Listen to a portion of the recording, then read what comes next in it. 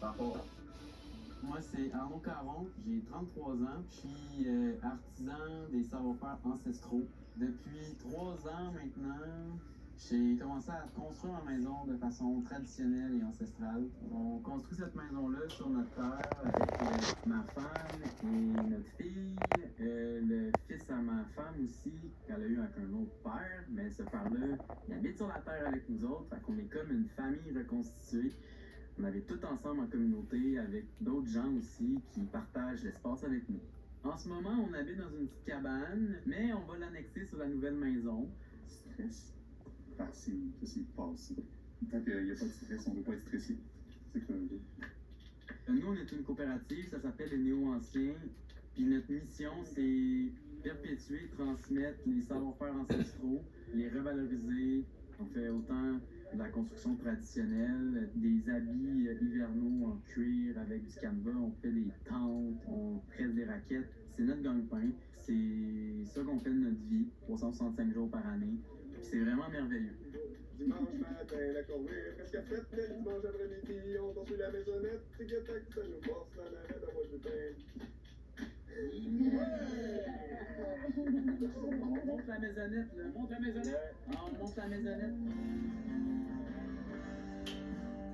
Aujourd'hui, on va avoir une corvée administrative. oh, Ouais, il va falloir administrer notre poutre. parfait. On fait ça? Go. Ok, ça repart. Go.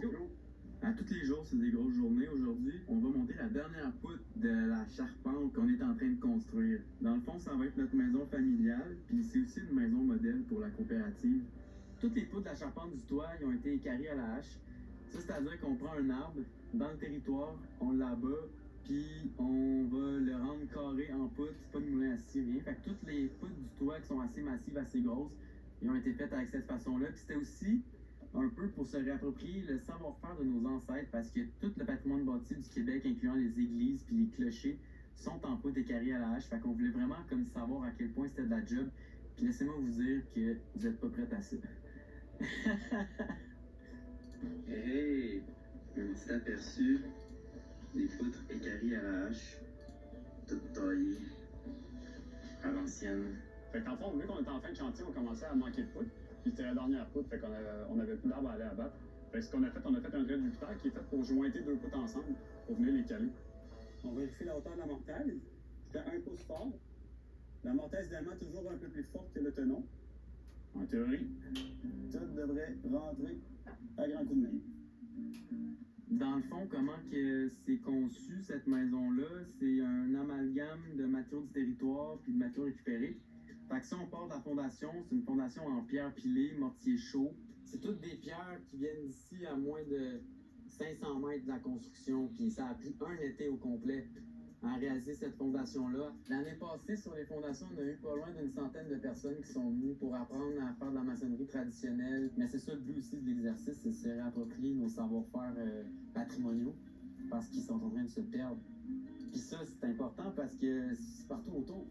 Il y en a partout de la roche, ça coûte 0$. Après ça, on a la maison pièce sur pièce, qui est isolée en béton chambre. Ensuite, la toiture qui va être de l'extérieur recouverte en tôle à la canadienne, qu'on fabrique à partir de tôle de piscine récupérée avec une plieuse. On n'a pas de sous-sol, pas de vide sanitaire. On a décidé de faire un plancher de terre crue.